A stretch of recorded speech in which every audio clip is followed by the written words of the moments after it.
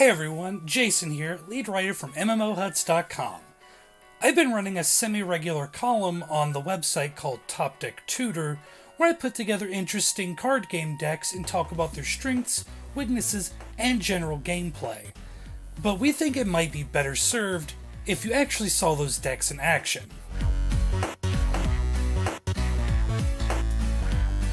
I was torn about what deck to start with and decided I may as well use the one I play the most in MTG Arena, a white-blue deck I call Ace of Spades. Control is my absolute favorite way to play card games, and creatureless control offers that little bit of something extra to the gameplay. It's kind of like gambling, only needing one specific card to win, and that's my Ace of Spades, Approach of the Second Sun.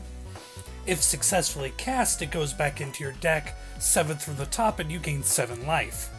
If for any reason you successfully cast the spell and you've cast it once before, you automatically win the game. And that's what makes this spell so interesting to me. The card does not have to actually be successfully cast twice. All that matters is that the first one was attempted. Whether or not it's resolved is largely irrelevant. I'll have the errata for the card in the description below. And without any further ado, let's get into some actual gameplay. This starting hand would be kind of greedy to take. The second hand, however, will have far more mana and a very strong turn 2. I can play the irrigated farmland, though it comes into play tapped, and have a counterspell ready for turn 2. It's very important to understand what your opponent's deck is and can do, and that's never more relevant than in a control deck. It's paramount to know what to counter in their deck to slow them down. However, this deck is kind of weird. I didn't find out until much later that it's a Multani deck. It's a multicolor mana ramp deck built around getting as much land on the board as possible. Multani, Yavamaya's avatar, is a 6-drop that has reach and trample that gives the creature power and toughness equal to the number of lands in your graveyard and in play. But it's not his only win con. So I guessed very badly at the start of this deck because I was confused seeing the red-green and blue mana. I was worried I was wasting the Baffling End on Filigree Familiar because I wasn't really sure what was going down yet. Those kind of misplays can spell disaster for an entire game. I can't tell you how many times I have lost because of a single bad spell cast. One tiny misstep spells disaster. Next turn rolls around, and here's where things get sort of interesting for me, because when that swamp is played, I immediately know what's going down. Now I know it's some kind of weird mana ramp deck, and I could probably expect a Multani somewhere in my future. The Torrential Gearhulk sort of threw me off because I thought maybe it was going to be a counterspell, but the only instant he had in his graveyard was Glimmer of Genius, which just means he gets more card draw. I want to avoid that, so it's time for me to throw the negate down. He still has a creature on the board, and I don't. Luckily, I had an answer. All I was doing is waiting for the instant that I could cast out, grateful that it has flash attached so I could do it on his turn. There's no way I could allow a 5/6 on the board, especially when I have nothing. The cycling is also very beneficial because it means there's no way he could stop me from drawing another card. At this point I'm very close to winning, but I cannot be certain he'll have something to counter my approach. With Search for Azcanta in play, I definitely need cards in my graveyard, so whatever I do not 100% need, i.e. mana, has to go in the graveyard. That's where I pull Settle the Wreckage, and I really want to keep this card. I really want to keep it because if he plays a bunch of creatures, that's my only way out.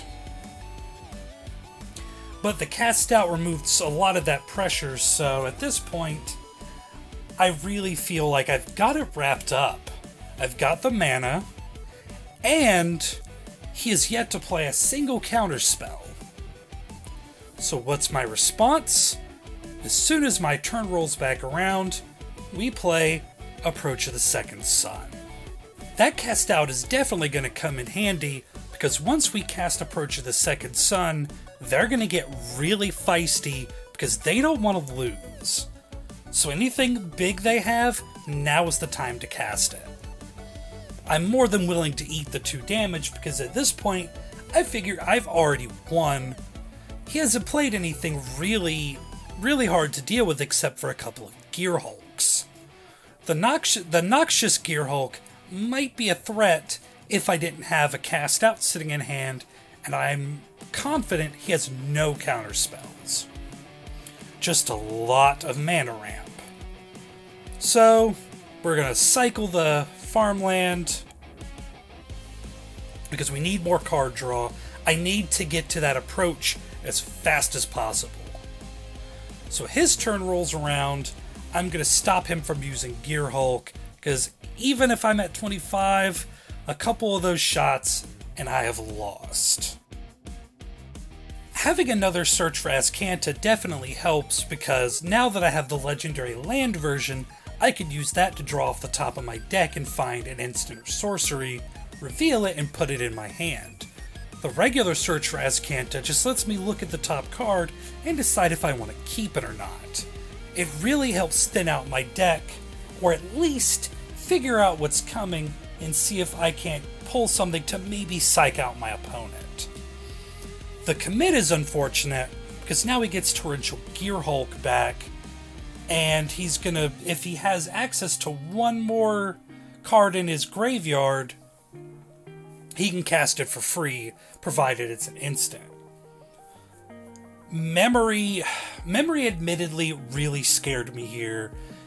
I don't even know why I activated Azcanta the Sunken Ruin, because I knew I couldn't keep anything that I pulled.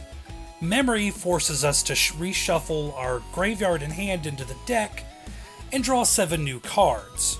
I was 1 card away from Approach of the Second Sun. There it is, and now it's gone. However, his gamble didn't pay off, because I got 1 more and plenty of lands to go with it. The Supreme Will's nice too if I wait a couple of turns in case he tries to stop me, but he can't. This is how I could tell. He plays Omniscience, which is a 9-drop, and now he's going to dump all the cards in his hand onto the field, hoping that he has something, anything here to stop me in the event I have no Approach of the Second Sun in hand. Because if I don't, he wins. He has Carnage Tyrant, he has Torrential Gear Hulk, he has 2 Planeswalkers. He could do a lot with this if I didn't pull anything useful. So he's going to swing, he's going to do, his 5 damage, and that's unfortunate, because I still win. I have an approach, I'm just waiting for him to play his opt, and Land of War Elves. Okay, I guess that's fine. My turn rolls around, and there's not going to be any fiddling about, I'm just going to win. And play the land for turn. Approach of the Second Sun. He explodes. GG. As a final note, I'm not always this lucky. Many of the matches I play with this deck, I'm down to 1 to 3 life by the end. The important thing, if you're playing a deck like White-Blue Approach, is to never give up.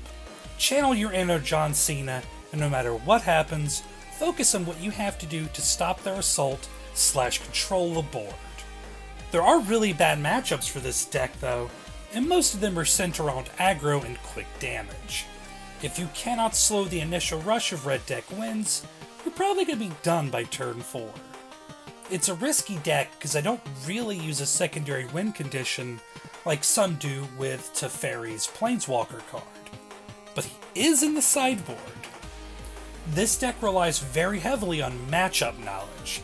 The key is to know what the other player can do and to snatch up what that key of success is. The goal of Ace of Spades is to win without the other player really have much of a say-so in the game as a whole. There's going to be a link to the deck list that I use in the description below as well. If you watch any of the live streams I do when I play this deck, by turn 2 and 3 I'm trying to guess what they can do, and I would say I have a 70% success rate in guessing deck types. I do hope to do more of these videos in the future. This was kind of an experiment, so if it doesn't line up perfectly, I'm sorry, but we're doing our best. As always though, do stay tuned to MMOHuts.com for all those latest gaming news and reviews, as well as this YouTube channel. Thanks a lot, friends. I'll see you next time.